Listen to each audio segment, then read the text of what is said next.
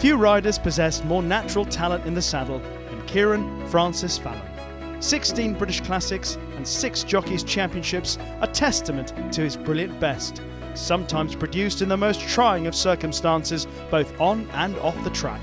Though controversy seemed to court the man known as King Kieren, it was his innate ability to connect with the equine talent beneath him that elevated the boy from County Clare to being universally recognised as a racing great.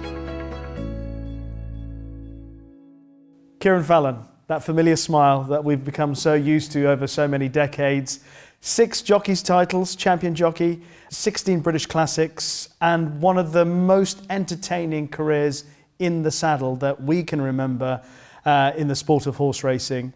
But I think Steve will want to start off with how it all began. Yeah, well, you say, obviously we're going to go on to the Cecil years, the Stout years, the Ballydoyle years, but you really first come to people's attention in the north. Have you got happy memories of riding in the north of England? Yeah, I loved riding on the north, especially with Jimmy Fitzgerald. Well, the late Jimmy Fitzgerald. I mean, he was an antichrist in the yard, but out of the yard, he was honestly the nicest man, the funniest man you'd ever meet. You two different characters completely.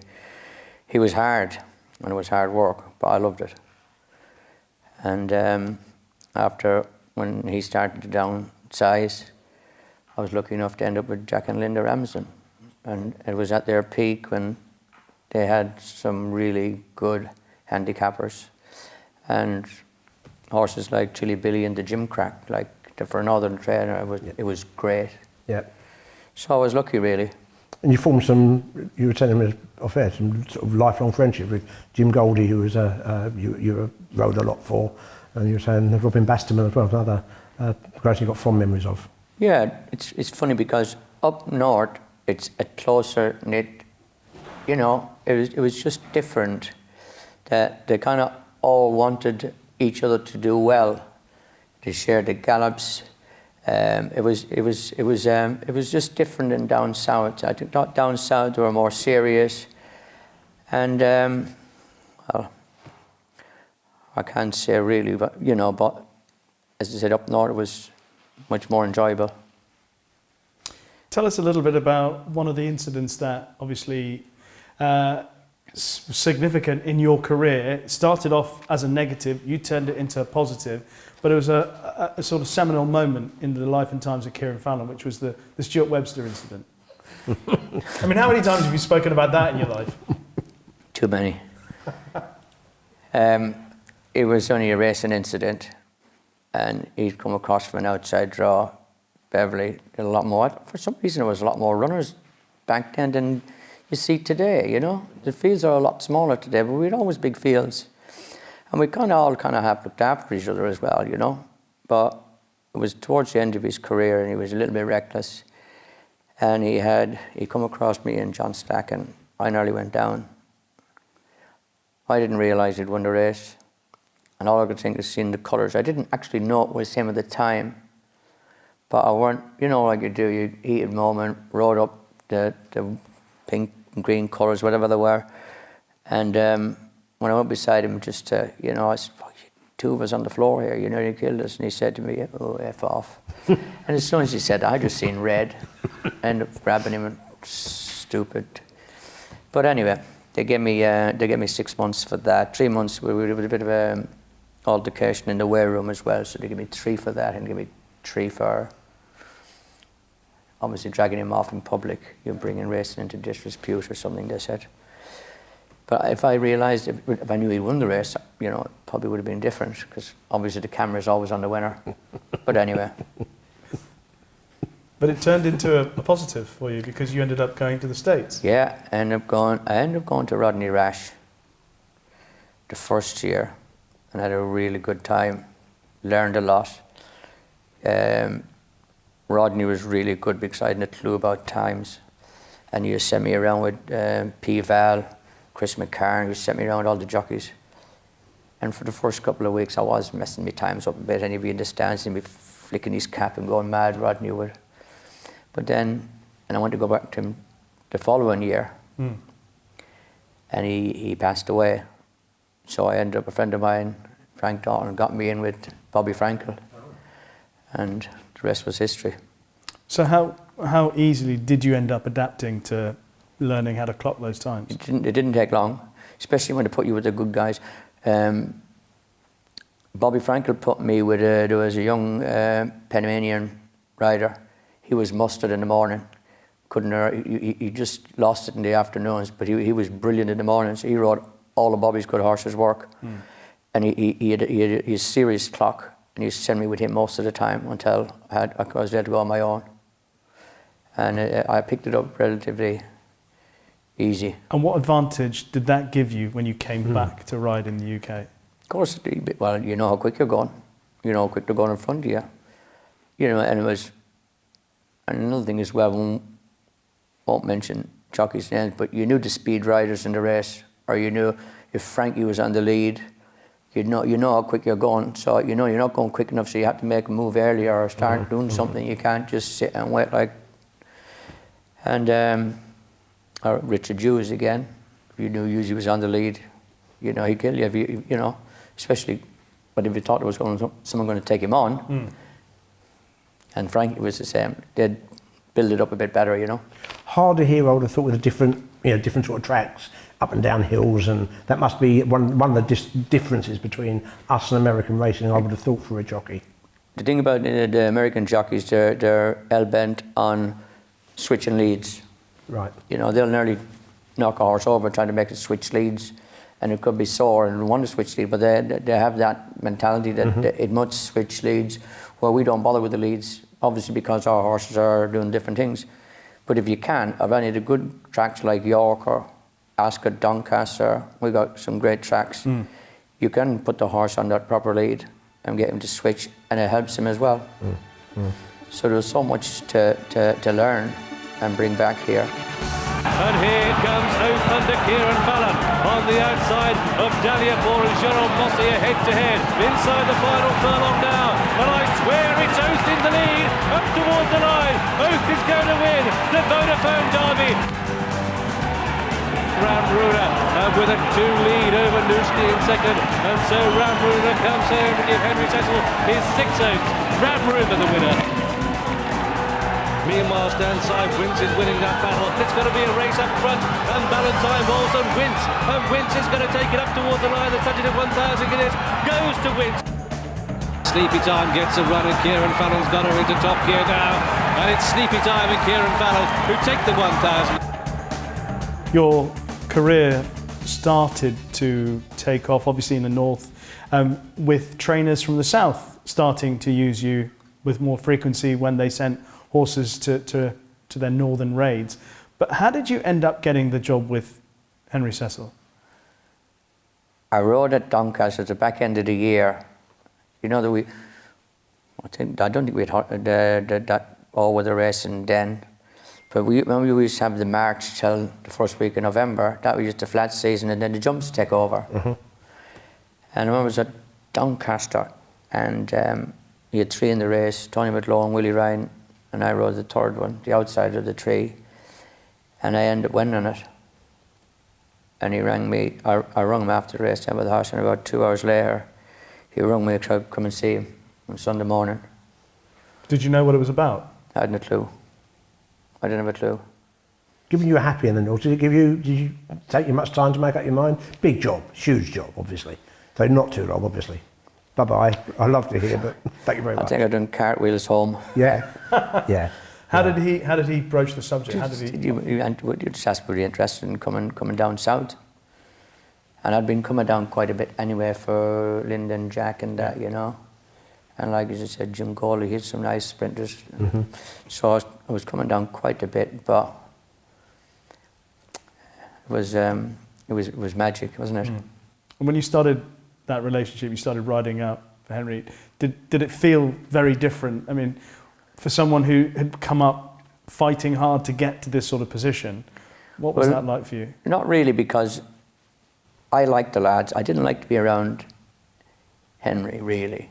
But I knew a lot of the lads, and I always got on with the lads, you know what I mean? And we kind of had a great rapport, so it was easy to blend in. And after the first couple of days riding out, you knew all the lads and that, and it was easy.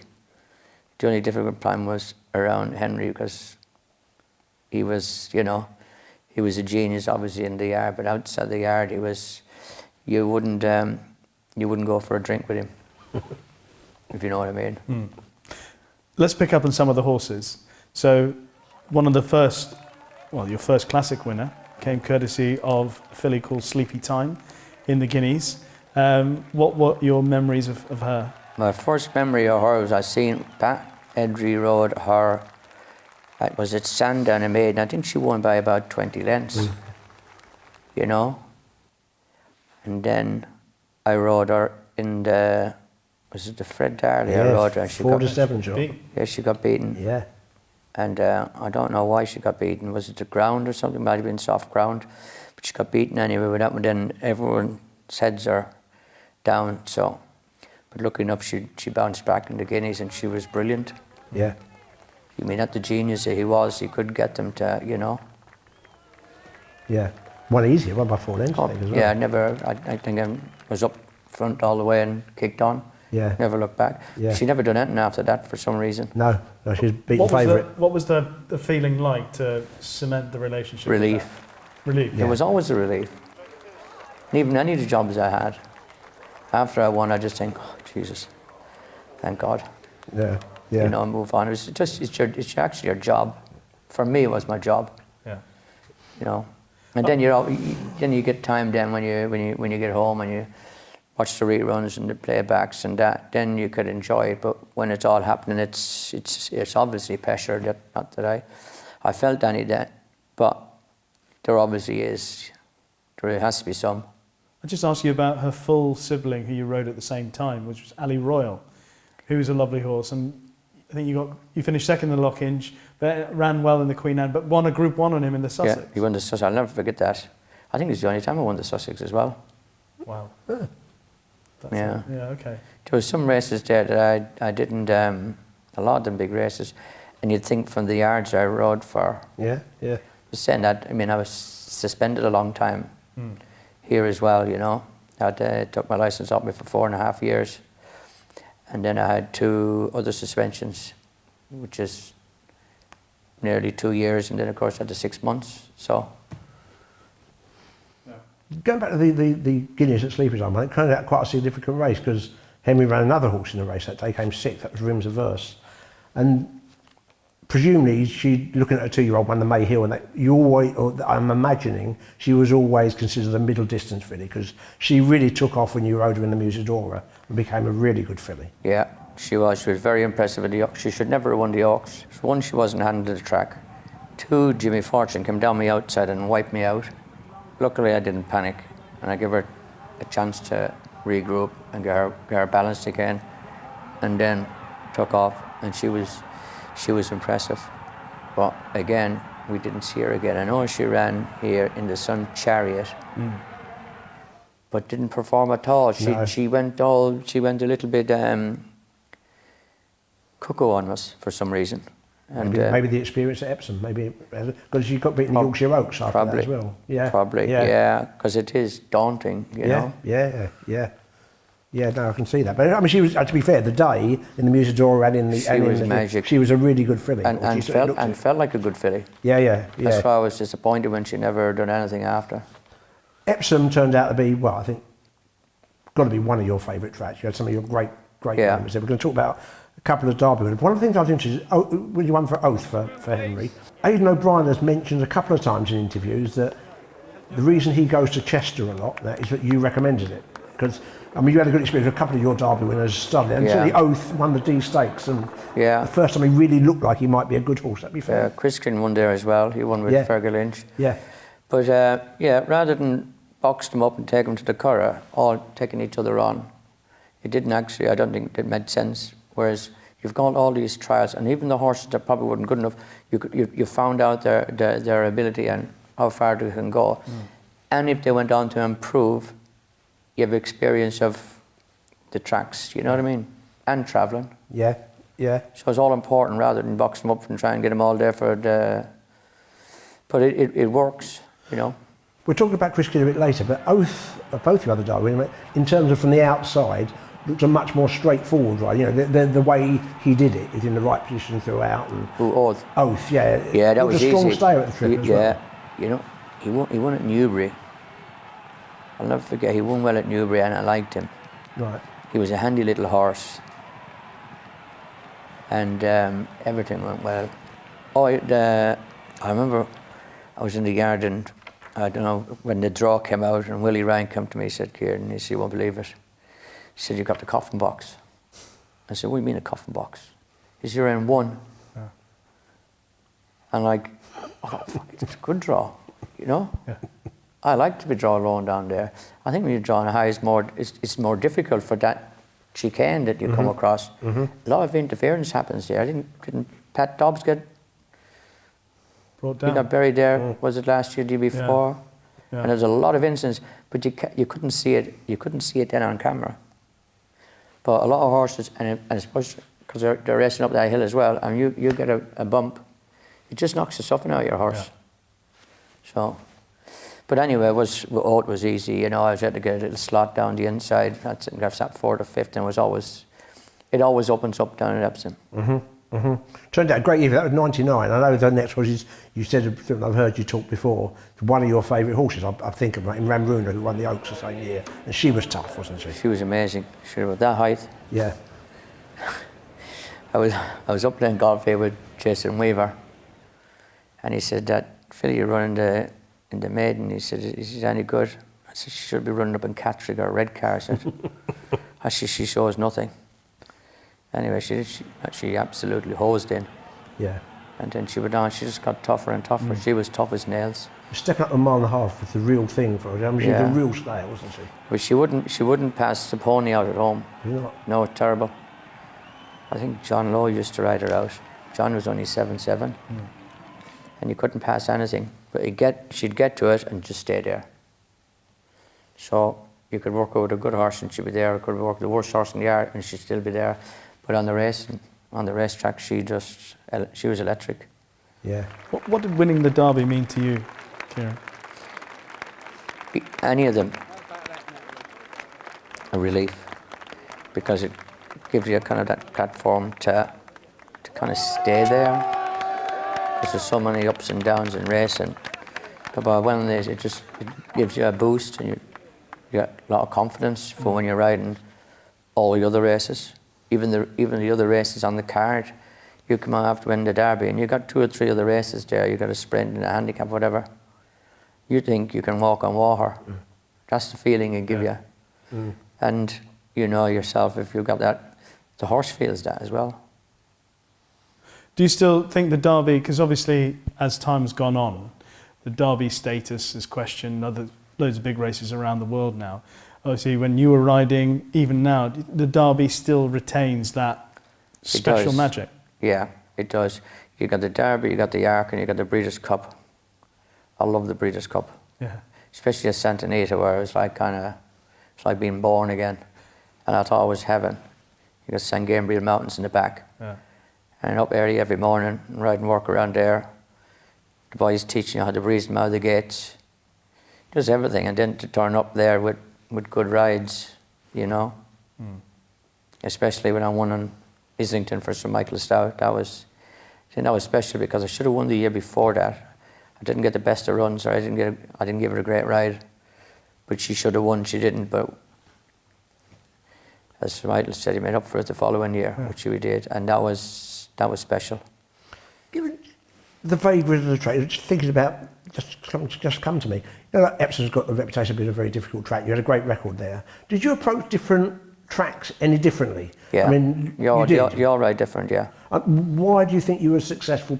I know you had good horses, but why Epsom, which a lot of people do have trouble with?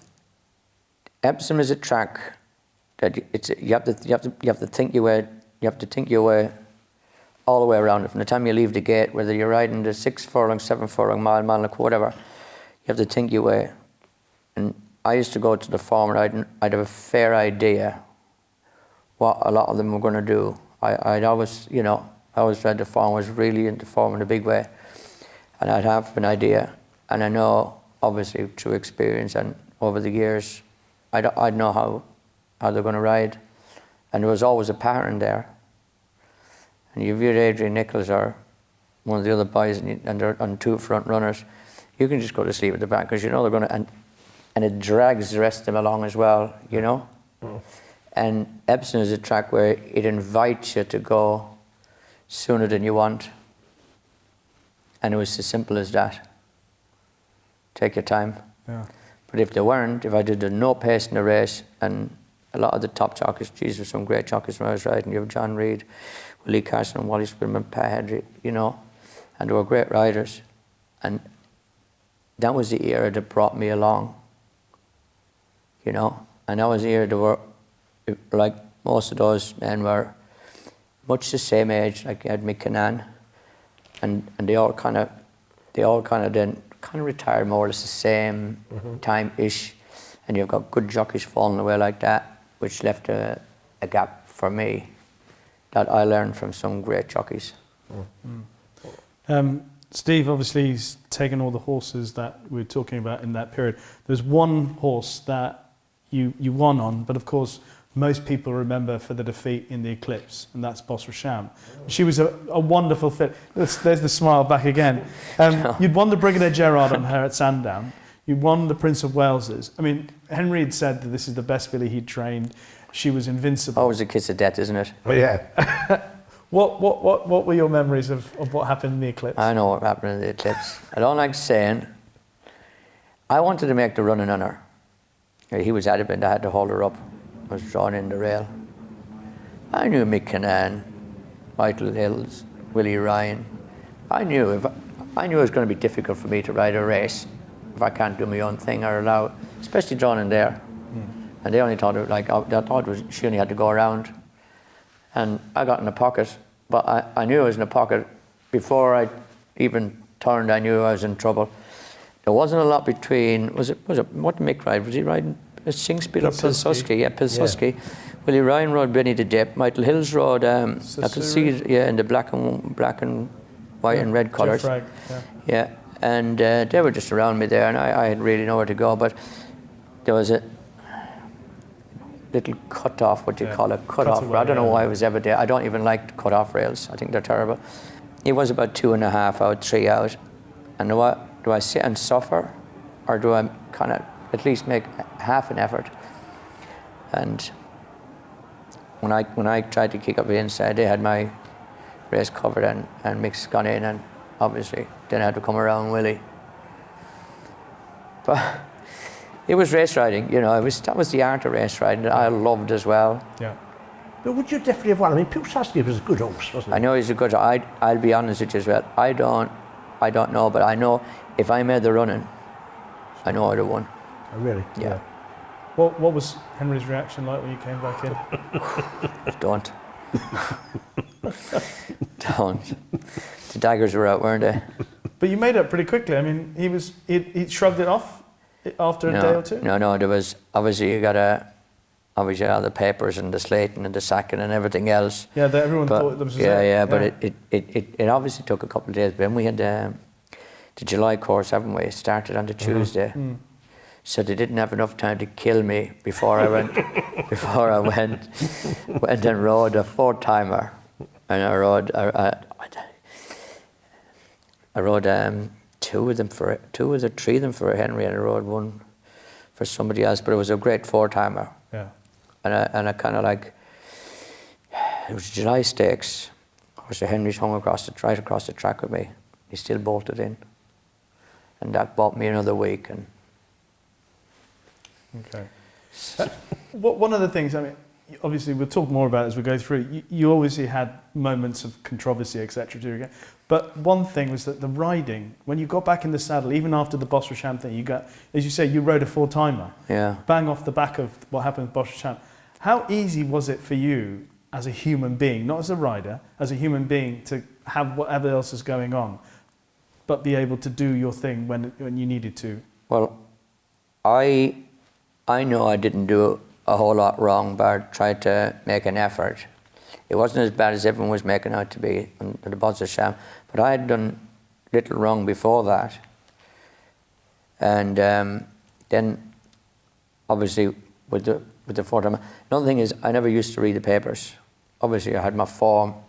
You read little bits and bobs. It's not like today's social media where you have all these guys jumping on the bandwagon and want you stoned. But I don't read. When I know there's nothing going to be bad, I just won't read it at all. And if you don't read it, it'll make a difference. Yeah. So it's as simple as that. There were a lot of other good horses that we haven't mentioned in great detail. We talked about those Derby winners, the Oaks winners, Bosra, etc. But I mean, I just mentioned a few others, and if there's anything that you really feel we ought to expand on, feel free.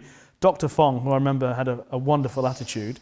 Royal Anthem, you didn't ride a great deal, but he was a real hype horse. I know. Henry was there. Shiva, Wince, who you won the Guineas on, Catcher's Can, Chester House, who was a tough, really tough horse. He was really good in America, wasn't he, after? Yeah. Any of those that you think maybe deserve a little bit more credit? Yeah, Dr. Fong. Dr. Fong was incredible. He won the St. James's Palace. I remember getting up to beat Olivier Pellier, and he was, he was tough to beat, Olivier. And we went to France for a Group 1. And I can't remember the track it was at, but it was strange because you come the other way, if you know what I mean. You know the way they use, you go around right-handed. Yeah. But this was a 7-furlong race. I can't think what it was. But anyway, I know it was the first time I ever got to the track, and of course we were late getting in. Luckily I was with Henry. So I didn't have a chance to walk the track around, and I kind of just had to feel my way, and he still won. So that was one I won't ever forget. And I'm trying to see where's the winning post, and you're trying to ride as well. Luckily, he was got good a horse. I was just with it, Yeah. He also seemed, I remember him. He was really tough. Yeah. He loved the battle. He was a good horse. Yeah. I thought he'd be made as a stallion actually. I think also he had a after his 3-year-old career, he came back. I think his debut as a 4-year-old was in the QE2. He finished second. Can't remember. I mean, he was a terrific horse. I remember them 2 races clearly. I remember. It was one of my favourite races at St. James's Palace at Royal Ascot. And then him getting me out of trouble in France, and that was a Group 1 as well. Yeah. Well, Wince won you a Guineas, and that was on the other course, wasn't it? Was that the giant course? Yeah, it was. And I'll be honest with you, right? She was a big, strong, beautiful filly, but she wasn't genuine. Right. Once she hit the front, she'd stop. And I remember, I know you can't today, but I remember getting it. And the girl who used to make the sticks here, I said, can you get one just a little bit longer, because I know I'll need it on her. And I went stand side, and most of the others went the far side. And I remember I was waiting front way too long, and I had to lift her home. I just got up. Yeah, she's disappointed afterwards. I guess it was in her head a bit. Then I didn't do anything after. Yeah. Relentless headway from Kieren Fallon now asking that horse for maximum effort. North Dancer and Adam Shah trying to join in. But Kieren Fallon runs down the leader. Adam Shah tries hard to close, but will win the Vodafone Derby. But it's Northlight who strikes for home with a furlong to go. He's 2 in front of American Post Percussionist, but this horse is lengthening well. Northlight 2 or 3 in front, flying to the death as rule of law, but the winner of the Derby is Northlight. Islington under a rousing ride here by Kieren Fallon. Islington with a short lead coming down to the line. Long Press will be second best. Islington wins. No trouble at all. King's Best comes to take Giant Causeway, and King's Best, Kieren Fallon got it right today. King's Best scoops away to win the Guineas easily in the end. So how did the Henry Cecil job come to an end, and how did you move on from there to Sir Michael Stout? Again, I was lucky. Gary Stevens was here. Yeah. I ended with Henry. Sir Michael was looking for a jockey. And I had ridden a bit for him as well. I rode him in the Royal Ascot winner, only because I had a light. I think it 8-4 or something. Wally couldn't do that. But again, I was lucky enough to get the ride and get the job. I'm guessing that was happy times, because Oh, Sir Michael the was best. really, at the very first Racing Greats we did, and he was very complimentary. Yeah. But they were obviously good times. I loved it there. I used to go in most days to ride out, even though he never actually liked me riding work, because I always try and look after them and preserve a little bit. Whereas you have to be tough on your horses. And if there was something that was lazy, I definitely wouldn't even know where it was, you know. It's like the King's Best. He was keen, and I need to get used to him. So I used to go in every morning and just go and tack him up and ride him out. So he got used to me, because when we rode him down here into Craven, Yes. I went too soon on him, and he was highly strung. Well, we'll start with that, because I remember I was writing an article for the Mail on Sunday. So the week beforehand, I came to interview you to ask about Petrushka, who was running in the Guineas on the Sunday. So I interviewed you and I said, "Oh, Kieren, tell me about this filly, Petrushka." He said, "Yeah, I think she's a good filly. She might be better over further, but we'll see how we go." She said, blah, blah, blah. And then I said, "Well, thank you very much. Good luck in the Guineas." And I turned and I started walking away, and you went, "You're not going to ask me about King's Best?" And I went, "Not really." And you went, and I said, "Why?" And you said, "Because he'll win the Guineas." And I said, "Well, you missed him, just beat you in the Craven, so I don't think you got much of a chance." Yeah, no, but... And you said you'd made a mistake in the Craven. Yeah, I did. And another thing, obviously, for a few years after, obviously, I got getting to know how Michael trains them, and it was easy that way then, because, you know, he'd always leave a little bit to improve on, or a lot to improve on sometimes, you know. His horses used to improve, you know, 10 pounds. He was really impressive. He had a big field as well. I think 28 runners or yeah, something ridiculous. Yeah. He cut through them, didn't he? Yeah, well, I was lucky because they went quick. Right. They went flat out, and like say I was able to sit at the back, I was able to get cover and switch off. And that's the difference, again, knowing that I'd gone too quick. I was able to take my time. And because they were spread across the field, so I couldn't go around them. And I had to just take my chance, and so when you're travelling that well, it's relatively easy. What's that feeling like, though, when they've gone fast, you sat at the back? I love it. Oh my God, yeah, it's just riding a Ferrari or Rolls Royce, just cruising down there. And you know they're going to pick up as well, and they're good horses as well. It's funny, his next target was meant to be the Derby, and but before Workforce, I know he's in Rideworth, but before Workforce ran the Derby, I went down to interview Michael Stout, and I was asking him, he was by King's Best, Workforce. I said, there was a lot of talk about would the horse stay, and he said King's Best would definitely have stayed, the Derby. So a real German family would definitely have stayed, just got injured, didn't he? Yeah, he a week before, we had a horse in the work called Little Rock. Good horse. And it was the Little Work rider. He was only about 7 stone, Decky O'Shea. And he was leading me. And we went 4 and 3 along the top, and it's stiff, so we went a good mile. And I remember we go up over the hill and around the turn. I remember going up sides and then quickening away. I remember looking back, and I had to look twice. I couldn't see him, he was that far behind me. And we ended up far side of the cricket ground before I could pull him up. Right. And Little Rock was a Group 2 4-year-old, serious little workhorse as well. And he just kicked him out of the way. I thought he would definitely win the Derby. The real shame. Yeah. Never saw. Yeah, but he went lame after the work. He obviously, because he didn't run, and then he went to the Irish Derby, and he broke down the Irish Derby with Pahadri. Yeah, real shame. Yeah. But he didn't have to wait long for a success in the Derby. And talking to Rish beforehand, and not just that, if I was writing my 2 or 3 best rides I can remember in my lifetime, genuinely, I'd have Kieren down right. I thought it was a fantastic ride. Unlike your other Derby winners, it wasn't straightforward. You almost bullied your way into a good position early on, and he was off the bridle going down the hill, and you never gave an inch of ground away. You must have looked about that race with pride, surely. Well, it went to Chester. It is, yeah. And Sir Michael said to me, he said, look, he says, I'm going to run Kieren. He said, because there's going to be no runners in the race, and we'll pick up a check. He said, but if you get a better ride, take it. Really? Right. So my agent got me on Big Bad Bob, I think it was. Yeah, it was odds-on favourite. Yeah. And I went to go and win my race, and all of a sudden this thing comes winging by me. And Fergal waving his whip at the crowd, and then doing a little jink with him. Do you remember that? I do. He got a lucky toss because he nearly landed on his feet, and he got up and brushed himself off. But he didn't shout it home. He was laid back. He was lazy.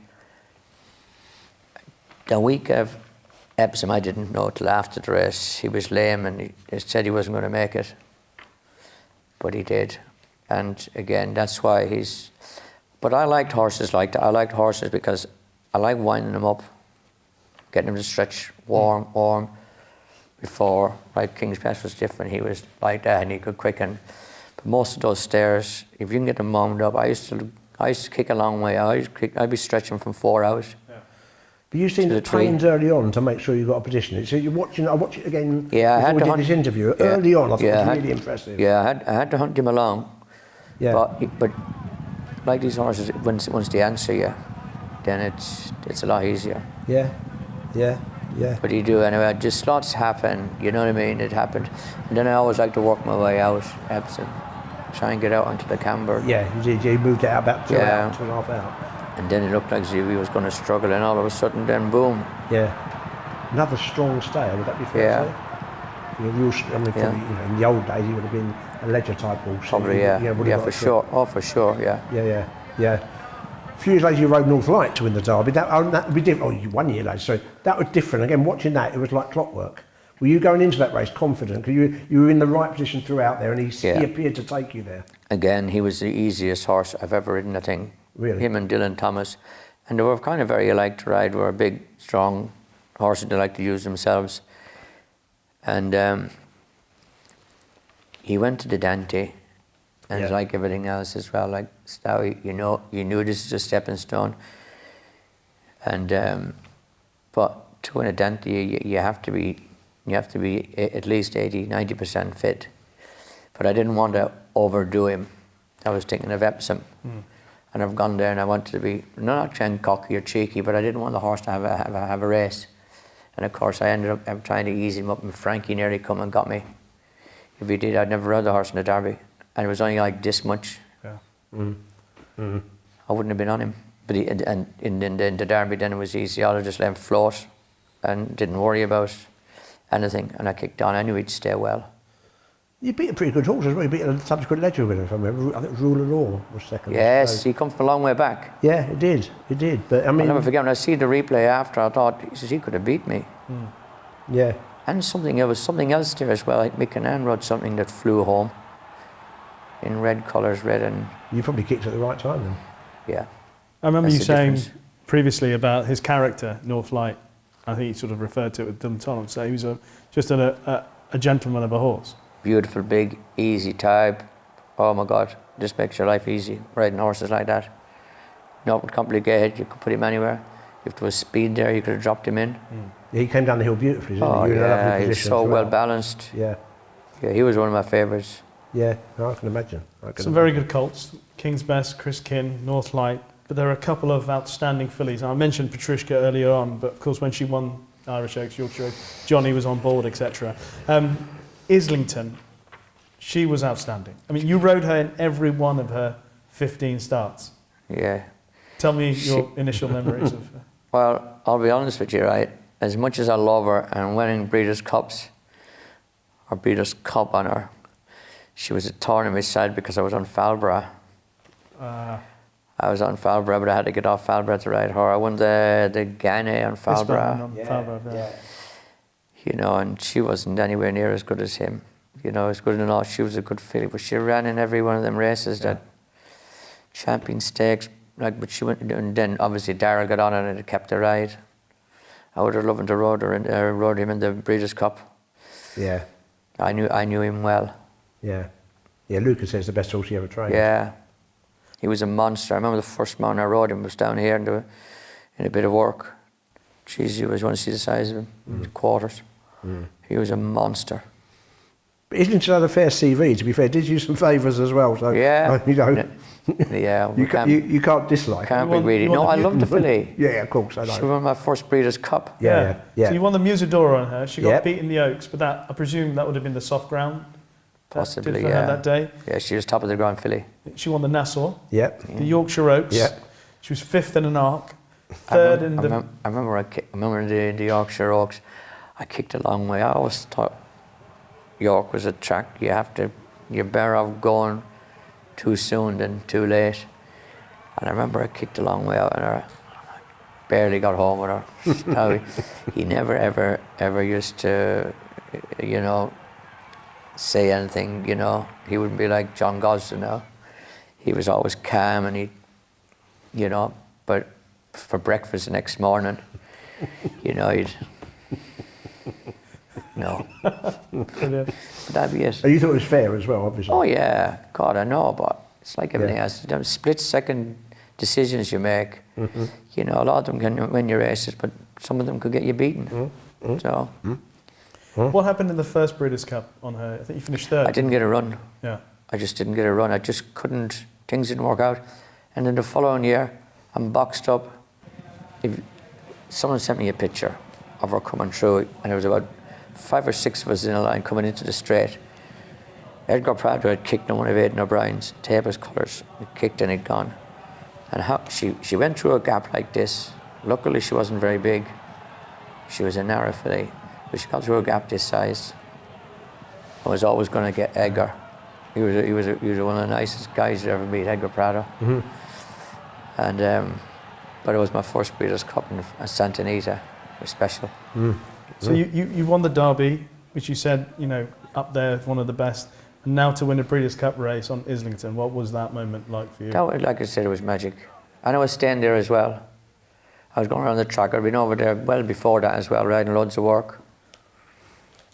And Hollywood Park was a lovely track at the time as well. But they closed that down after a few years. But no, it was a magic moment, you know. Next filly we'll talk about for Sir Michael Stout, an absolutely brilliant filly at 2, Russian Rhythm. But I'll never forget the first mile I rode her. I rode her up the Golden Mile, the Lime Kills. And Sir Michael he'd never wanted me to ride second line in particular, right? Ever. I just one morning he said, I want you to see this 2-year-old. Oh my God. This can't be a 2-year-old. She was like a 3-year-old then, or a 4-year-old. Beautiful. Went up there and oh Jesus. We'll come back in and we circle around the woods afterwards, wait for her to come back and we'd chat. I remember saying to you, I said she'd win the Guineas. I was that confident. Yeah. Well, she won her first 3 races, didn't she? And then the Airway beat her in the... I run the louder on her and I shouldn't have done. Mickey Fenton nearly had me over the rail. Right. But she got up to win. And then, of course, for the Guineas, then straight to the Guineas. Did she go straight? She went straight Yeah, she went straight to the Guineas. She wasn't going for the Guineas. All the vibes early in the season. Yeah, she hadn't come in her cause. The French were for the hot favourite, what was it? 6 Perfections. 6 Perfections. Six Yeah, Perfections. we found a bit of trouble. So I think you were both at the back. Can you remember which way Thierry Toulier went? Yeah, we're both up. So it was Stephen Pasquet, wasn't it? Toulier rode. Was it Toulier? Was it? I thought it was Stephen Pasquet. Toulier, yeah. And we were there anyway. Then she was favourite, wasn't she? Yeah, she was favourite. With 12 to 1. Yeah, and it was the biggest field as well. But I just thought, and I seen him going out, and it was just as he goes that way, the gap opens up in front of me like that. Again, that's luck as well. You know what I mean? I couldn't have gone out if I wanted to go. But anyway, he starts to go this way. As he's going this way, the field is moving that way as well. So he's ending up there. I remember Alistair Dunn writing an article the next day and he said, what you call the jockey, he said, might as well have gone around and picked up the paper and Tyndall us into racing post on his way around. It was a good article. Yeah, he did get some criticism for that. But you were a good filly. Oh, she was, yeah. I don't know if the other one would beat me anyway. Yeah.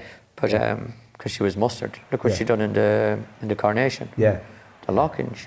Yeah. Well, she won the Guineas and she won the Coronation and she won the Nassau as well. Yeah, no, she was the best filly I'd have ridden, the best miler anyway. Yeah. Talk about milers, going to a colt now, but I don't think, archetypal when people are talking about Michael Stout, but horses getting better with age or whatever. I think a good example of that, not a pretty good 3-year-old, but was Medician, who was I think third in St James's Palace as a 3, was a good 3-year-old. Don't get me wrong. Yeah, he won the Queen Anne, didn't he? At 4, yeah. At 4, and the following year, he won the Lockinge, the Queen Anne, and the Eclipse. Yeah. I mean, he was some horse as a 4-year-old. I remember beat Michael Hill's He-Rode Grandira. Yes. Yeah, good horse. It was soft, it was a good horse. Yeah. Medician was a better horse than people thought. Well, I said, Steve and I were talking about Medician, and I said, for a horse that was good at a mile and a quarter, he didn't seem to have a turn of foot. He just seemed to find He's a little grinder, bit more. wasn't he? He's a grinder, but he wanted to win. Yeah. He had a will to win. He wasn't the best of the best, but he was tough, and he was a good horse. But that was a good Eclipse, I thought. It was a good team. Would it be fair to, you know, when we talk about Sir Michael Stoute, it's a fair cliche, is it, to say that, you know, the horses did get better? And that was just a good example of one who went from good to very good in a year. Yeah. And that would be fairly typical of him? It would, yeah. But he'd a serious temperament. Yeah. So laid back, put your kids on him. There are lots of other terrific horses, and again, you can tell me which ones deserve a better mention. Golan, I mean, he won the Guineas on his first start, having only run at Chepstow. I know. As a And two-year-old. it was my first year back after I was out for a year, the year before that. Yeah, Fergal Lynch rode him when he won at Chepstow. Yeah. That's right, yeah. They didn't think a whole lot of him. He's obviously another horse that doesn't show a lot at home, but obviously the team liked him. And I was lucky enough, another was the biggest field, but I was able to stay out and just came down the outside. And relatively easy. Again, he won the King George at 4. Yeah. He, again, probably Richard Hills probably should have won. Naif. Yeah, but my horse wanted it more than his horse, because we were ding-donging, and my little horse just kept sticking his head out. He said, "You're not passing me." Anyway, to the line, he wanted to win. It was him, nothing to do with the jockeys. He wanted it more than Naif. And then it reversed at they ran at the Judmont, they reversed positions, different tracks again. Fantastic Light, you won a Shima Classic on him for Sir Michael. That was my first year, yeah. That was the year I started with Sir Michael. We knew he was a good horse, but we were kind of like trying to hide him because we knew we were going to lose him. Because that's the norm at the time. There were any of the trainers that trained for Sheikh Mohammed, they'd end up losing their horses if they were any good. So we're kind of like plotting about Sir Michael was finding his races, but the Shima Classic was a big win, and then they took him away after the race. He was a good horse. He'd won the Dubai Arc Trial at the race at Newbury. Yeah, he did, yeah. It's a wonder he didn't go then. Yeah. Quiff, who was going to win the first St Ledger winner for Sir Michael, and didn't. Just got about, looked a certainty before. Go on, tell me. Well, Yorkshire Oaks, Feather was a very good filly, wasn't she? He's super filly. But all she done was gallop, really. Yeah. Kieren McAvoy made the running on the Godolphin horse. I'll never forget it. When I couldn't get out, someone sitting on his gear, just sitting there, letting him completely take the mick. And I couldn't get out. I couldn't. And Kieren just built. And he won the race, not the horse. I should have won. If I could have got out, I would have won. And there's only time really Scorpion, but I had to ride. I never won the Ledger because the Champion Stakes were on the same day, and we always did something else in the Champion Stakes. But she was the one that got away. Yeah. She was. I'll never forget. I can't think who was sitting upside Kieren Mark. We're not sitting upside, just sitting on his skirt here, just keeping me in, not realising that the winner was in front of him. Yeah. Some other good ones. You rode Dilshan. He was a smart horse. ZZ Top. Favourable terms. I mean, she just got better and better, wasn't she? She was a good, very lovely owner. Maktoum Al Maktoum. He's a lovely man to ride for. George Washington took 2 or 3 lengths out of the field in a matter of stride. Sir Percy is trying to come at him on the near side, but Gorgeous George is in front. A brilliant horse. George Washington wins the Guineas. And it's now Oratorio and Motivator. It's a rematch of the English. Oratorio, Kieren Fallon on the near side. On the far side, Motivator. Alexander Roadrun flashing home in third. Oratorio wins the championship. Alexandrova sprints into the lead with a furlong to go now. It's another win in the Oaks for Kieren Fallon, Aidan O'Brien and the Magna combination. Kieren Fallon now on the near side on Dylan Thomas. He races 2 in front. Here's Hume Zane from the clouds. 100 yards left to go. Dylan Thomas in front. Hume Zane cutting him down with every stride. Hume Zane, it's tight between Dylan Thomas and Hume Zane. So, at this point, you've gone from riding in the north, getting spotted. You've gone to now Sir Henry Cecil, Sir Michael Stoute. How did you end up at Ballydoyle? How did Aidan and the team recruit you? It was the same. It's around the same time as they were trying to suspend me and take my license off me for that, whatever you want to call it, a race fixing thing. And I was just fed up, really, you know, and trying to go racing would that hanging over you before they took my licence. And I just wanted to go back to Ireland. It was simple. And Aidan was looking for a jockey. I met Michael Tabor somewhere, I think it was in Florida. I was over there riding. And he asked me, is there any chance you'd come back? I said, I'll be there tomorrow. Had you had enough of Britain? Well, yeah, it was a bad time as always. Listen, if there was anything wrong or ever done anything wrong, you know what I mean, you'd hold your hands up. But they knew they had nothing on me and they wouldn't let it go. Yeah. And then once you'd moved, so this is 2005, your first season riding for Aidan. Not a bad year. It turned out to be okay. I remember they invited me, John Magner invited me to Sandy Lane just for a holiday and just to get to know him. And yeah, I went back then that spring. I remember one of the first horses I got on was Footsteps in the Sand that I really liked.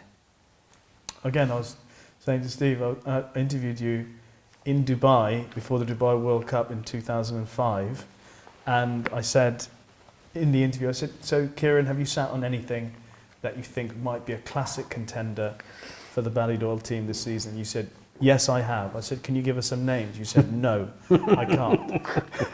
But then you did go on to say, you said you really like Footsteps in the Sand for the Guineas, and I thought it was a bit left field. He had won twice as a two-year-old, but I think there were better horses, or better two-year-olds. Yeah. He'd won his maiden at Naas, and he went on to win a Group 3, I think with Jamie Spencer at Leopardstown. It's only a Group 3. But as soon as I rode Footsteps, I liked him straight away, and I'd ridden, obviously, a couple of the... Were the lads surprised that you weren't going to ride? Yeah. John Magner couldn't understand how I didn't ride, because he said to Christopher Stewart Moore, at the time they were in the box, I said, I can't understand why Kieren has choose this one over the other one. Because Aidan never walks his horse together, he good horse together. Yeah. So you're never going to get a feel. And Shamie Heffron was riding most of the work, and Colin O'Donoghue, these were riding a lot of the work. And I was only getting on the average ones because, again, I think he knew I wouldn't be as hard on him as the boys. Yeah. You know, a bit like Sir Michael, you know. And so it was only like, I knew I rode him up the All-Weather, and I thought he was the one I wanted to be on. And he was actually a very impressive winner. I think he did go on to do good things because he definitely would have won the St. James's Palace. He'd have preferred Ascot than the Rolling Mile here, because he actually got kind of unbalanced and whatever. Even though he won well, he'd have loved Ascot. Then he could have, you know, the rest would have been history. But he got really bad foot. They were getting ready for the Irish Guineas, and we never saw him again, did we? Never see him again. He's really bad, the whole foot. But he's a good stallion. The next Guineas winner I wanted to ask you about, he was a magnificent looking horse. Gorgeous George, as he was. Yeah. He became known, George Washington. He was a brilliant two-year-old as well. What were your first impressions of him? Again, he was electric. His speed, I think I said to you there not so long ago, I would have loved to have been following Frankel on him. You know, I think he's the only horse that would give Frankel a race, you know, in my time. Because when he'd get there, like, he'd come down and won the Guineas, he strolled in, like, and I'm taken back at the 2, and I had to kick on with him. And when he got there, then he used to idle. Yeah.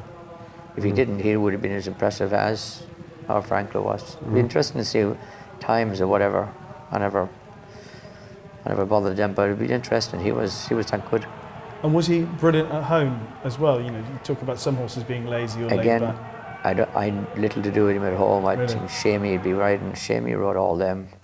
Again, because the work, Aidan wanted his work, Shamie would give it to him on a dime, whereas I'd be maybe looking after it a little bit.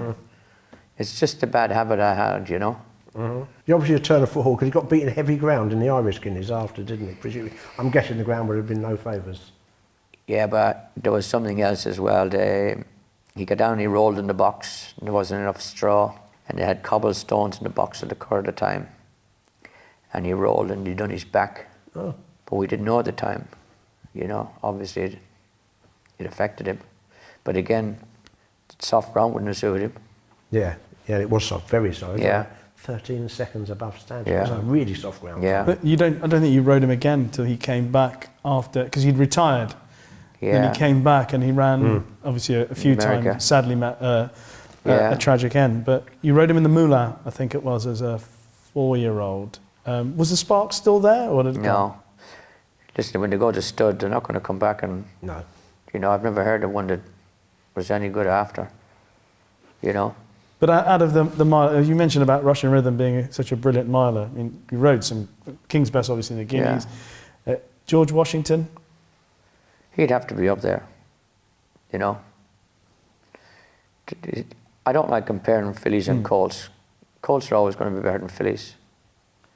I think 8 times out of 10. But I'd always stick to their own sex, keep the fillies with the fillies and the colts. The only one that actually did beat the colts at the top level was the Ouija board. Who we shall get to. Yeah, we'll definitely talk about that in just a moment. I see you're going to introduce quite a talented filly. Yeah, same year. We're talking about a filly called Alexandrova who got beat, I think it was a short price favourite in the Musidora, but for a little while after that, she was really wide margin winner of the Oaks, the Irish Oaks, the Yorkshire Oaks. Again, what's your memories of her? I remember she was running in Killarney or one of those little tracks down the country. And I said to Aidan, I didn't take any, I said to Aidan, I said, let Shamey or Colin, let them ride her, because down the country, you know, give them a chance of riding all the work. And he says, no, he said, I want you to ride this. He said, it's a nice filly. I went down and she won by half the track. Yeah. You know, and obviously, as I said, look what she's done after. But she was, from day one, she was a beautiful, easy type to have anything to do with, you know, with a lot of ability. Yeah, I mean, I would imagine, certainly on figures, she'd be up there among the best. Yeah, but look at how well balanced she was coming down Epsom. Yeah, brilliant, yeah. It was usually fillies, because she was a nice size as well. She wasn't small like Bramruma. Ouija board started off being a small filly, but she ended up, you know. Yeah, yeah. Next we'll talk about the one I've been looking forward to asking you about most. Changing genders. Arc winner, Dylan Thomas. I was looking at something, I was talking to Rishi beforehand, I never knew this. Had a career of 20 races, won 10, so obviously got beat half the races. You rode the horse 6 times and won on him 6 times. Plenty of jockeys in between got beat, but did you find a key to him, or? I mean, his CV, you won an Irish Derby, 2 Irish champions and an Arc on him. Yeah. And a couple of 2-year-old races. But I mean, it's a fair old CV, isn't it? Yeah, I remember riding him at Tipperary, gentle giant. Didn't think he was going to be near the type of horse that he ended up being. But and I'm going to knock Johnny here, but he should have won the Epsom Derby on him. I think he'll tell you that himself. You know, he got into a battle with Darrell at the top of the stretch, and obviously Martin Dwyer flew home and picked up the pieces. My horse broke down, so I'm watching it all unfold. Yeah. That's the Persad year, is that right? That was the Persad, yeah. Martin was flying home, it was the 2 boys were stopping. You know, they'd gone ahead too hard. But yeah, I would love to have ridden him. You didn't do anything different about it. You obviously just got on very well with him. Simple, like when he won the Arc, you know, we took our time on him. When we won the Irish Derby, I think I sat at the back on him. And he changed. Darrell's horse finished 4th or 5th at the Curran that year after, you know. So there was a big changeover by riding him different. Well, he had pace as well to win like 2 Irish champions. Pace, yeah, you could have made the run on him. Yeah. You could do anything. He was simple to ride. Yeah, yeah. Well, I want to ask you about the Arc Day, because there was drama in the race itself. Obviously, there was a stewards' inquiry. Was it Humes? Yeah. You went on to be second to see the stars. Yeah, but I didn't interfere with him. I interfered with Stefan Pasquier. As I was coming through, like Dylan Thomas had been on the go all summer. They were in all the big races. So he was nearly exhausted before the back end of the year. You know, when the horse would go over the top. And he started to hang. He would never hang in his life. But he was just absolutely at the end of his tether. And he just started to, when I got to the front, he drifted with me. And I interfered with Stefan. And it was quite serious interference. And I remember pulling up, and Richard was saying to me, you know, well done. I said, well, you'll get the race, because he didn't see what happened. And went back in again. As soon as I seen the replay, anyway, he was rubbing his hands in the Uzi. Bing bong went off. Yeah. Anyway, we have to go in. But luckily for me, I looked after Stefan in a stewards inquiry 3 weeks before that. Okay. In an ARC trial. He put me on the floor, but there was no point in getting him in trouble because he'd have lost the race. He was riding for Prince Carl Abdullah. And I wasn't going to gain anything by getting him chucked out. So I said I'd clip the heels instead of him put me on the heels. But he came in anyway, and we're all waiting. It seemed forever, this inquiry. Went on for ages. And I didn't know where he was, but what he was doing. But anyway, he comes in. Anyway, I got the 3 stewards sitting there, and he comes in, he's walking across, and he's clapping his hands. He says, well done. What? And we only see the stewards looking at each other. Well, he said something in French then when he was asked what happened. I don't know what he said, because I don't speak French. But all I know, we had to wait for probably a half an hour. Yeah. It was a long drawn out. It was a really long one, yeah. Usually he was counting his money. He's getting the champagne. And, you know, he probably should have done. But by the rules? The rules in France that you have to take the jockeys, what they say, into consideration. Whereas here, they don't listen to the jockeys. You might as well be mute. They just make up their own minds what they think. And that's the difference. Interesting, yeah. The other extraordinary element of that was that, as everyone noted in the build-up to the race and during the aftermath, so the next day you were going to be in court. And people were wondering, how are you doing that? How are you performing? Because that's, to get that horse up that day, as you say, it was clear that he wasn't at his absolute peak and you had to give him a proper ride. How did you achieve that level of physical ability with that in your mind? I'll be honest with you, right? I knew I'd done nothing wrong, and I knew there was nothing on me either. Because it went on for 4.5 years, trying everything, yeah? And with the bugs they had, the text, they had everything, and they had nothing on me. And that's all I was thinking. I thought it was, this is not going to last very long, this will get chucked out. I didn't think it should have gone, because they should have chucked it out even before it got to the Old Bailey. It wasn't until after the 9th week in the Old Bailey, I said to the legal blonde, they call her, I said to her, during the judge was letting so many things go. Like, Detective Manning was purging himself on the stand. And it wasn't, and I said to her, I said, what's going to happen? What am I looking at here if this keeps going on? She said 6 to 10 years. Like, if I knew that before they are, it would have been different. What? 6 to 10 years, she said. She said, it's a conspiracy, you're just dragged into it. Wow. Because she knew the boys were up to no good. Then I wouldn't have been able to ride an arc with her. So when she said that to you, was that the first moment? That's then when I just drained completely. Yeah. And if you see me when I come out of the Old Bailey, I look like death.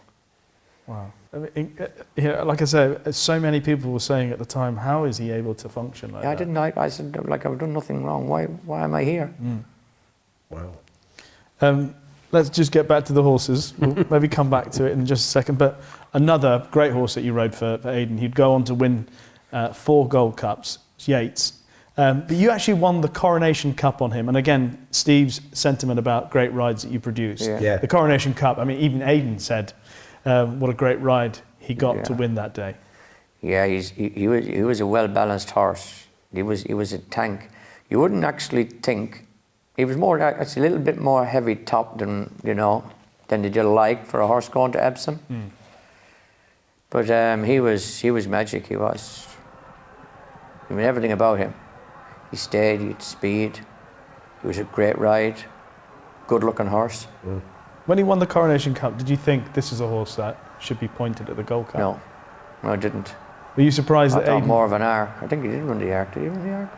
I can't remember, but Derek, I mean, that's Aidan's, that's his art, isn't it? Yeah. So you won the Gold Cup, and so the Coronation Cup in 2005. In 2006, you won the Gold Cup on him. What were the Easily as well. Yeah. At a price. Most of those stairs, all they do is gallop. He was a classy animal. That could stay.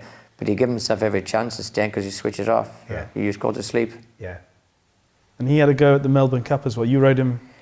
Yeah, he had 10 stone. 10 to something like that. I know he had, and what they were saying, weight can stop a train. That's what they always say in Australia. Look at them with fire lap. Yes. Did you enjoy riding staying races? Is that something you liked? I know you. Yeah, obviously I prefer them to the sprint. I don't like riding sprinters. Okay. I don't like it happens too quick. Yeah. Split second. Yeah. Yeah. Yeah. And you can ride a lot of bad races in sprints, whereas you should be able to get away with it and you have more time to think. Yeah. You have no time to think in the sprints. Next horse we'll talk about is a horse that I really like personally, Oratorio. We touched on him earlier, but you'd already ridden Motivator as a 2-year-old. Motivator won the Derby. The Racing Post Trophy you won on him, didn't you? Yeah. I love that horse. Motivator. I rode him down here July course. Yeah. I think Shane Featherstone used to, because I don't remember saying this. I remember saying to Shane that he's a Derby horse. Yeah. But he went and won the Racing Post. He won well. And then he went on, like I said, Johnny Murta got on him in the Derby. And he hosed in. He gave him a great ride. When you then met him in the Eclipse, you were on Oratorio. Were you, because I thought you kept Oratorio sort of revved up before the race. Almost, you had a plan. Oratorio, yeah, he was so laid back. But he had ability. But to get him warmed up, so I warmed him up as best I could, because out of the gates he used to lose a lot of lengths and he'd get too far back. So I warmed him up as best I could, and I knew if I was to stay on tabs with Johnny, I knew I'd beat him, because I knew this is a tough horse, even though Johnny's was tough. Yeah. They were 2 tough horses. I just thought, I liked Oratorio a lot. What sort of satisfaction did that? Oh, it was great. Only because I had a lot of rivalry with me and Johnny in that, And you know what Johnny is like, taking the mick. Johnny can celebrate. Oh, Johnny, yeah, he loves it, doesn't he? Yeah. But it's a great thing about him, Yeah. And you beat him again, actually, in the Irish Champion. Did? Yeah. Yeah. Forgot about that. Yeah. That's why I didn't end up winning a Ledger, did I? Had That's it right. right. You were riding for, Dylan Thomas, he went back-to-back champion stakes. Yeah. I don't think any horse had done it, did there? No, there might have been one other. I think he might have been a history maker. I feel like it's in the commentary that it's mentioned. Yeah, no, he was magic, Dylan. Okay, I'll mention a few others that excelled for the spell. There's a lot. Here we go. This will take up a couple of minutes. Virginia Waters, she won the Guineas. Yeah. Scorpion, you won the Grand Prix de Paris. Yeah. Rumpelstiltskin was a smart 2-year-old. I I loved about her most. She won the Guineas. She won the Guineas. She won the French. She won the Marcel Boussac. She won the Marcel Boussac, but she was drawn 11 of 11 or 12 of 12. She was drawn on the wide outside. I rode 3 winners that day, and she was one of them. But she was a beautiful filly. I was able to mysticate, go across the back of the thing, up the inside, and I got a dream run. But I had a willing horse as well. Yeah, because she had a brilliant 2-year-old career. She started favourites for the Guineas, got beaten, and then never ran again. Horatio Nelson, who we spoke about, and you obviously sadly on board the day he broke down. Yeah, he was good. He won the same day she won, didn't he? Yeah. I rode 3 winners that day. Jean-Luc Lagarde. Yes. Yeah. And then Hurricane Run. Yeah. Yes, Again, we'll get to him. Holy Roman Emperor. The only time I remember riding him was at the Curragh. Yeah, he was. And then retired him because George Washington broke down. Right, yeah. It was only Teofilo that got the better of him in the national stakes. Some horse, the Dewhurst. There was. He was some horse because I think he was running away with Kevin Manning going down to the start, and I thought that's out of the way anyway. I thought they probably won't run. Really? And it was my only danger. And I remember him coming by me like that at the 2-pole. I couldn't believe it. No rules. Hold That Tiger. I think he might have been one of your first big winners for Aidan, wasn't he? I haven't told anybody this, right? Again, I must have been late getting there, but I didn't walk the track. and I didn't know which running horse it was. But I thought I'm going to ride the two of them. Fair enough. And I did. I went to get there to win in the first one, but I'm going to ride to the second one just in case. Well, They only paid you once, though. Huh? They only paid you once. Yeah. what a great story. You won an Arlington... Don't tell anybody. No one's listening. Cut that don't out. worry. You won an Arlington Million on Powers Court. Yeah. He was a smart one. And Peeping Fawn, you also won on her. She had that amazing spell after... I mean, I always tell Martin Dwyer he got Peeping Fawn beaten in the Oaks, and then she won. She couldn't get beat after that. Any of those others? I mean, you mentioned obviously... Again, because I loved America, because it was a kick and start from actually my main career. And Jimmy got on the year before, and he kicked too soon on it.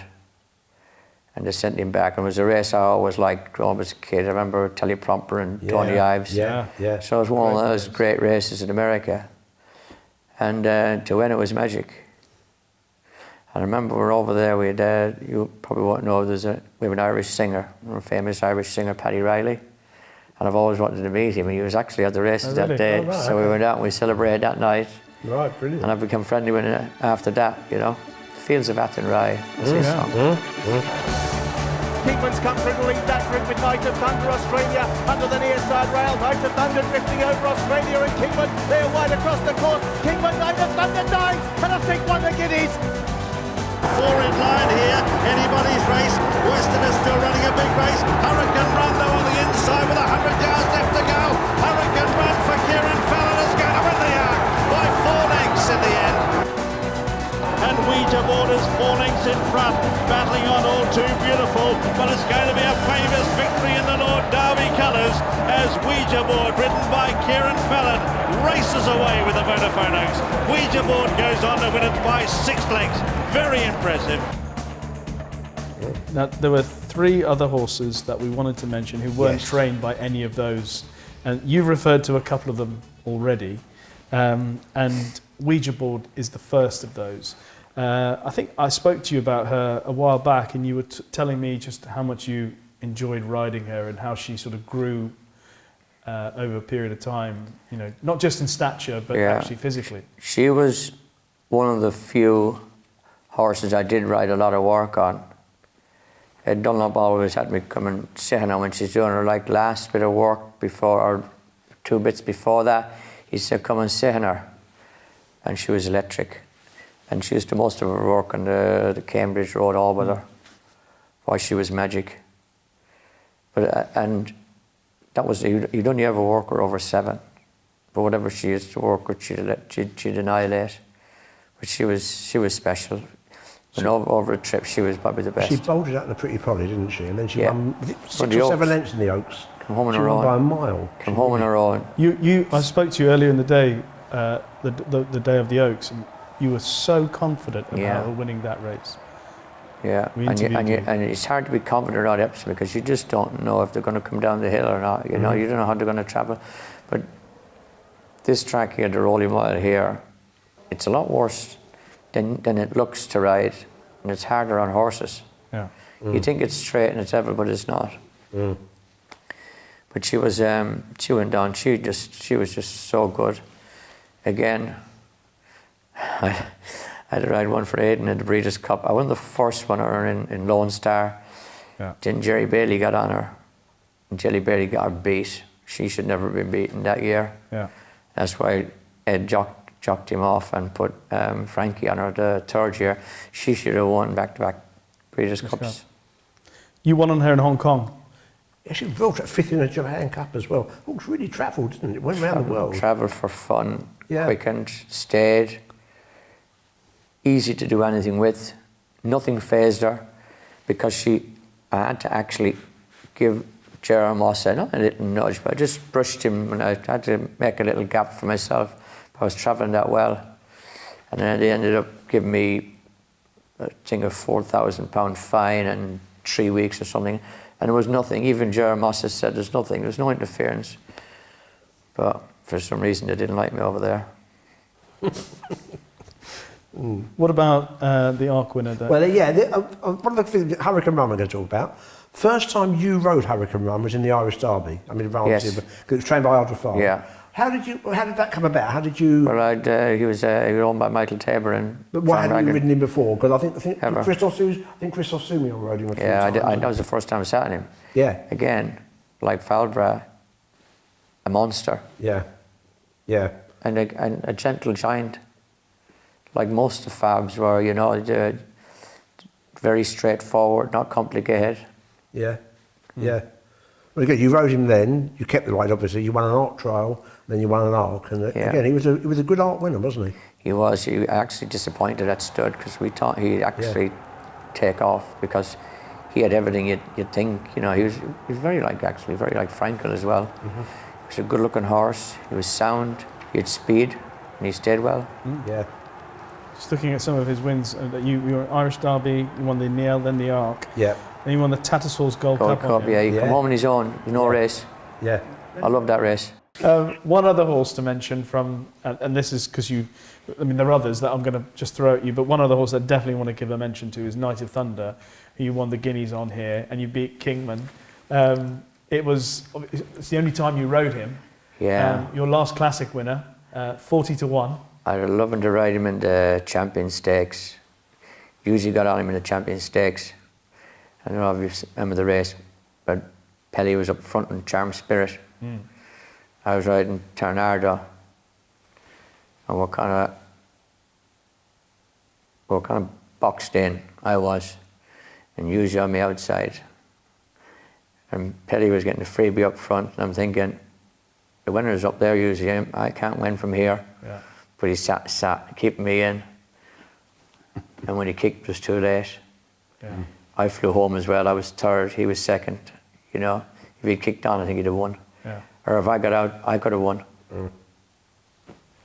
One thing I remember at the Knight of Thunder, right, and this is something that you could probably tell me about, is that he drifted in the closing stages. Yeah, we were on the far side, they split up, and I was adamant that Shumion would be making the running. He was riding a Trailblazer. Yeah. So I've gone over that side, and Kingman come with me. And I don't remember too much about the middle part of the race, but I remember James kicked, and I followed him down with the bushes, and I followed him. But he went straight, and my lad rolled with the camber, and I more or less shot him. They said that he wanted to obviously come in the gate. He was trying to duck out the gate, but he was just riding the camber. It goes like that, and it throws you that way. But I let him go, because I know if I had to try and correct him, I knew I wasn't going to interfere with anybody. There was nobody around me. But if I tried to correct him and straighten him up, he wouldn't have won. He'd have been a bad third. But while he was going forward, I let him go. That's one thing I felt I think you did in your career. That if a horse was running off the true line but still going forward, as opposed to you didn't try to break their stride. No. And correct them. No, but if you do, you're going to get beaten anyway. Yeah. Yeah, he never lost momentum that day. No. He was going all the way. All the way, and even on the line, he even dived on the line. He crossed the line. But he had a good form as a 2-year-old. Yeah, it's a good horse. You know, I couldn't. Saturday man, and Richard Hannon had 3 or 4 in the race. But I was lucky enough, and you know, then nobody on the Tuesday. On the Tuesday at the Guineas, Bruce Raymond rang me and said, "Have you got a ride in the Guineas?" I said, "No." You get your agent to give Junior a ring and get on this horse of ours, because obviously Bruce manages to, for the owner. And that's how I got the ride. Who were the ones that stood out the most? If you had to pick a couple of horses that were the ones that you'd like to go back and ride again, or an occasion that you'd like Ouija board, and Dylan Thomas. They were true for me, and they ended up meeting each other, didn't they, in the Champion Stakes one year. God, Hurricane Run, he was a monster. Just a pity he didn't make a stallion, but he was an easy ride as well. Falbra. Yeah. Oh God. You obviously made an impression. You only rode it the once, but you obviously made a real impression on you, Falbra. Yeah. But look what he done after. You know what I mean? Absolutely. He was unlucky in the Champion Stakes, wasn't he? Yeah, and in America. British He was unlucky in America as well, but he was top drawer. He was. Yeah, and as like I said, the ones that made an impression, like Golden Pal. I didn't ride him in a race. Yes. But by God, would I love to ride him. Wesley Ward sprinter. Yeah. I rode him up the Golden Mile here, as they call it, the Limekills. And he was just a monster. But I used to ride quite a few of Wesley's horses when he had them here. Yeah. And I'd kind of look after him because he was in America. And they were all, but you'd have said this is a 4-year-old. There's no way he's a 2-year-old. Big quarters on him. Yeah. But I thought he should have won at Ascot. I think Andreas rode him. I got Andreas to ride him, and I said, Andreas, whatever you do, don't make the running on this. I said, he'll do too much. And he hit the gates for him. And then who got on him in America? But he was good in America, wasn't he? And the Breeders' Cup. Yeah. Terrific sprinter. I mentioned another horse. I mean, there's good and bad about him, but Top Seas, he was a terrific horse. What was bad about him? Well, there was a lot of controversy about it, wasn't there? Yeah, but you know what John McCurrick was like. If John McCurrick wasn't throwing his hands around the place and giving out, nothing would even have been said. But it was. And it must have been an afterthought. Who said he'd get the trip? We didn't think he'd get the trip. He won over 1.5 miles. He ran an apprentice race at Doncaster. And Jack Ramsey's secret weapon rode him, he used to call him Terence Finn. I don't think he ever rode a winner. But I got on him down here at Newmarket, and things didn't go for me. You mean, I switched a few times, and I wasn't hard on him, because I knew he was going to Chester anyway. We got beaten, but there was no quarry, and it was fine. And then, of course, because he won so well at Chester, stepping up to 2 miles is obviously what he wanted. Yeah, obviously won the Cesarewitch as well as the Chester Cup. Plus, he's a terrific hurdler as well. He just kept improving. Yeah. Linda was a genius at that, getting horses to improve. Started off down there. He said, I know they were well handicapped as well. That was Jack's job. Yeah. But Sir Mark does it. You know, he gets some handicaps and he's a genius. Yeah. Which he is a genius, isn't he? And a lot of them, Stowie was a master doing as well, getting a horse. Could start off in a handicap and end up in, all the good trainers do it. Of course they do. You know, that's what it's all about, isn't it? Absolutely. It's part of the game, isn't it? That we've got used to over the years. For some reason, Linda and Jack, they thought, they're doing something wrong. I seen Jack one morning in the gallops. He didn't even look at the horse, all he wanted the times.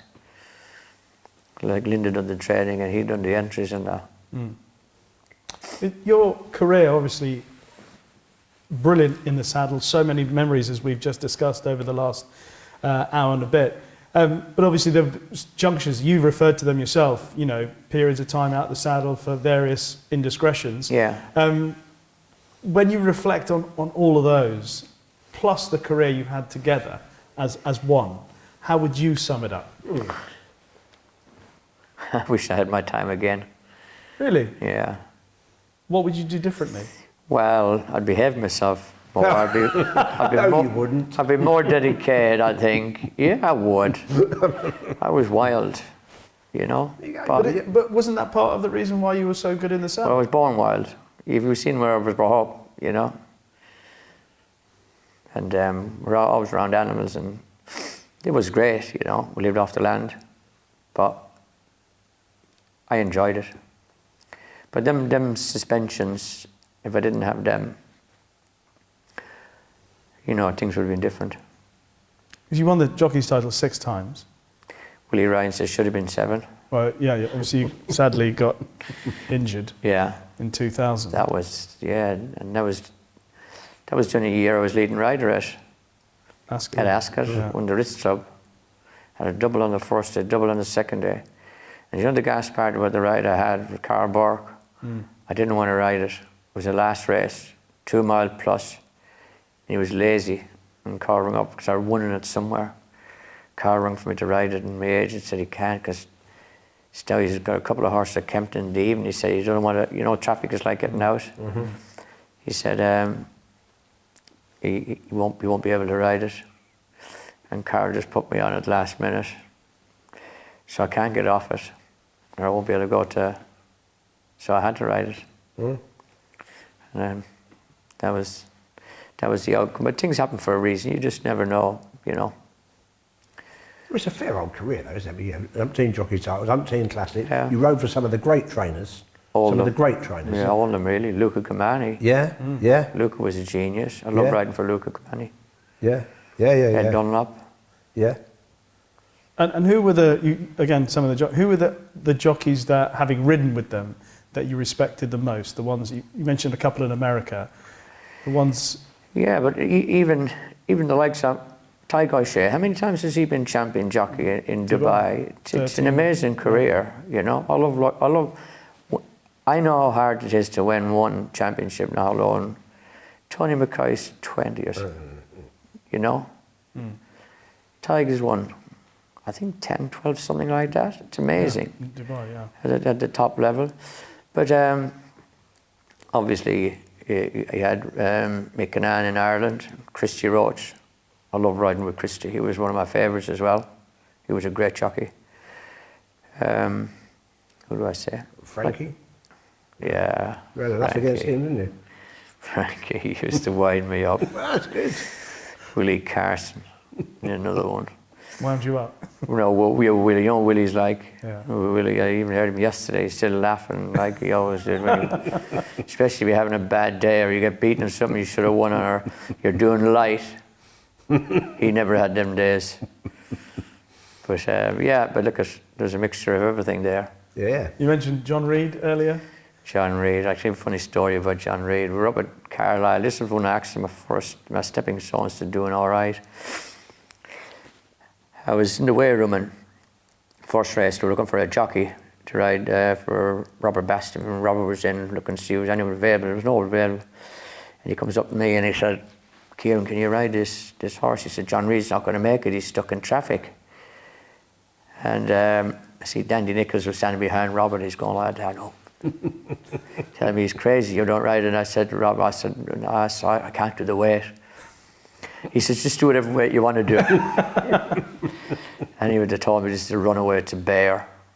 Anyway, had to ride it.